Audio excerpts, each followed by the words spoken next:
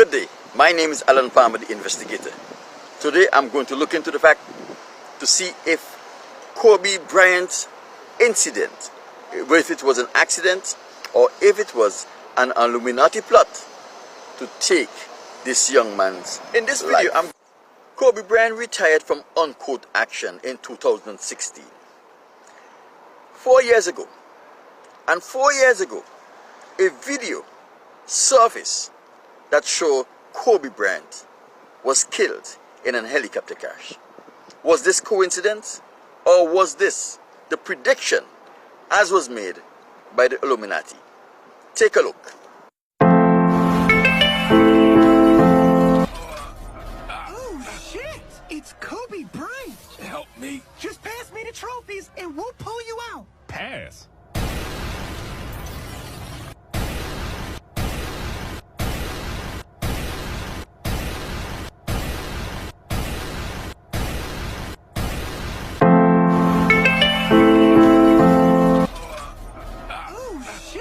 It's Kobe Bryant! Help me. Just pass me the trophies and we'll pull you out. Pass. I'm going to tackle this investigation from three perspectives. First, I'm going to tell you the facts as it was reported by the authorities as to what had happened. I'm going to tell you what the authorities believe happened. And I'm going to tell you what exactly happened on this fateful flight to Echo X-Ray that had Kobe and his daughter Gigi on board. On the 26th of January 2020 at 9:47 a.m., Silkowski S-76B helicopter, codename 2 Echo X-Ray, left the Orange County Airport with 9 souls on board, including Kobe Bryant, famous Laker basketballer, and his daughter, Gianna Bryant on board. Destination, Thousand Oaks, the Mamba Center. The entire day and the entire Los Angeles County was overcast with thick fogs. Los Angeles Police Department and the Los Angeles Sheriff Department activities grounded all helicopters' activity, yet this one helicopter chose to fly. The question we must ask is why. Sometime during the course of this flight, visibility became impossible for the pilot, and he requested from the control tower radar assistance.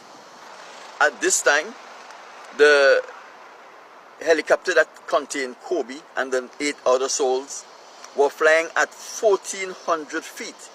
However, at this level, it was impossible for the control tower to provide radar support for the flight. The control tower advised the pilot to go up to 2,800 feet, and when he did that, he got radar assistance. The last radio communication from 2 Echo X-Ray was the pilot relaying to the control center that he is climbing to avoid the fog that was far too dense for him to operate in. However, radar tracking showed that sometime after the pilot would have relayed to the control tower that he's going to be climbing, the helicopter make a gradual downward descent. The helicopter descended to a level that the radar were no longer able to pick him up and to continue the radar tracking that they requested earlier. One of the questions we must ask here that is not quite clear is at what altitude were the control tower able to lend radar tracking assistance to flight 2 Echo X-Ray? It is not quite clear. We know that they tell him to go to 2,800 feet. But at what minimum altitude was the control tower able to provide radar assistance? This will clear up a lot of the ambiguities. It is also important to note that after the rapid decline, the chopper or the helicopter reduces its speed to 40 knots, which is about 46 miles per hour. And then suddenly, From 40 knots or from 46 miles per hour, the chopper automatically or somehow increased its speed up to 161 knots just before the crash. Eyewitness says that just before the crash, he heard the chopper or the helicopter hovering for about 20 seconds and then it plunged into the ground. All of these things are very simple and easy to explain. Now the expert says that the Sikorsky S-76B is one of the safest chopper helicopter they have in any fleet in any part of the world. They say that it also comes equipped with autopilot and it also comes equipped with terrain mapping software. That means it can give the pilot information of the terrain around it and it could warn them in case there is any danger where the terrain is concerned. Isn't it strange that this helicopter does not have autopilot or terrain mapping system? Is it coincidence or is it by design? Although the government investigators did not say it, what they want us to believe is that when the pilot relayed to the control tower that he was ascending, he was actually descending. But there's one thing a person cannot get mixed up, is which way is up. Our innate charting system allows us to know without any effort which way is up and which way is down. Even if you are intoxicated, the direction of up and down comes automatically. Another thing that is not quite clear, anytime an individual loses his sight, whether it is in darkness or loses his sight in vision, he stops everything that he's doing and he starts going at the slowest pace that is safest for him. If you're driving a car in the fog, what the first thing you do? You slow down and you go at a pace that is equivalent to your visibility.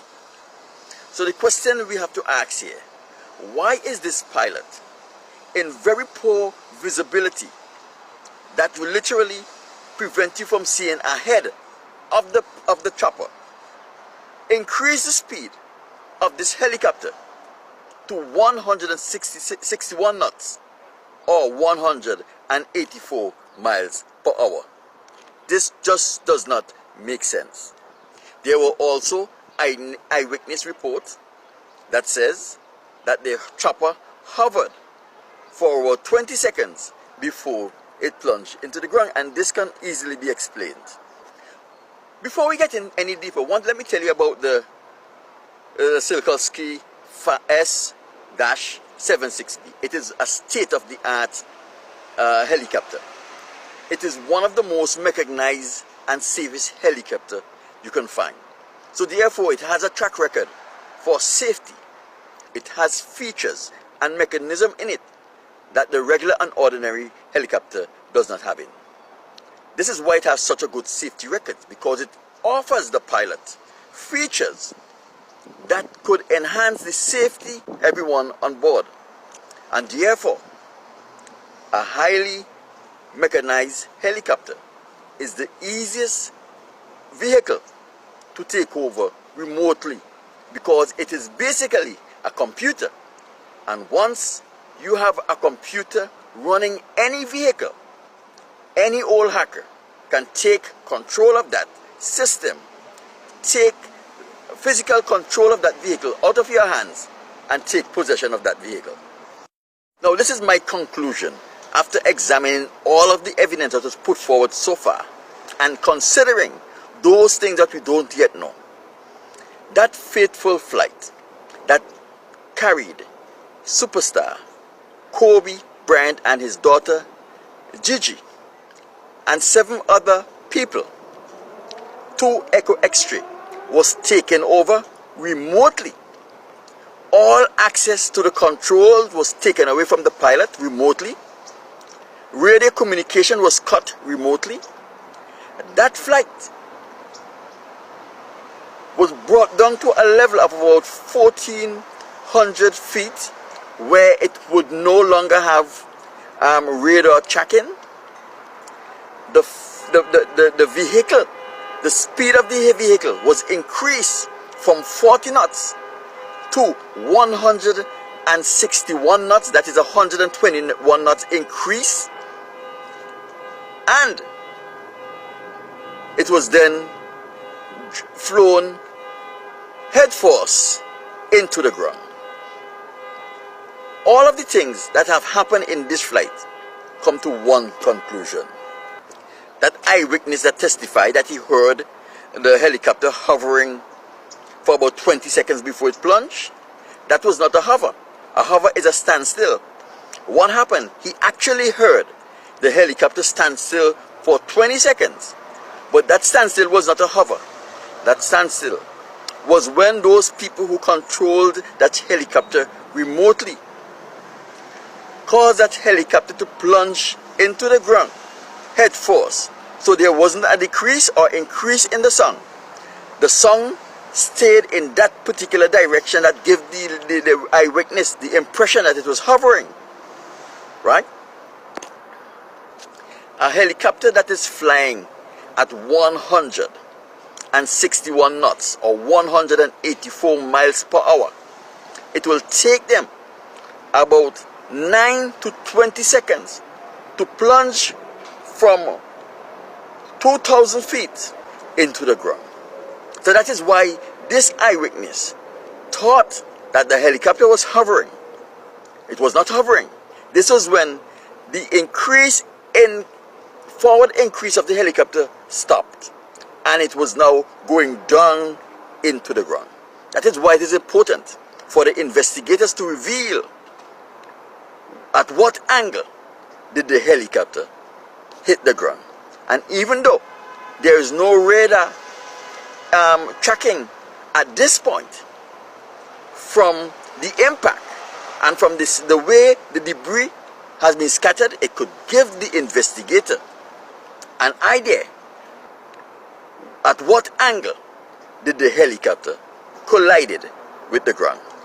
One of the things that we don't understand is that these people who is in charge of all of these sport leagues, show business, because the sporting event is a show business, is a part of the show business, that they are controlled by a small set of people. And this is who the Illuminati is. Anytime a black man or a black woman want to participate in these activities that were designed for white people, they have to pay the ultimate price. One of the things that you must notice is that every significant black celebrity, when they die either in the season of the Oscar, the Grammys, or one of the popular award show. Kobe Bryant died the 26th of January 2020, the same day the Grammys had their award show. February the 11th, 2002, Whitney Houston died the morning of that day. The same day the Grammy Awards had their show. Michael Jackson died June 25th, 2009. The BET Award was June 28th, 2009. Prince died March 21st, 2016. The BET Award show, March 30th, 2016.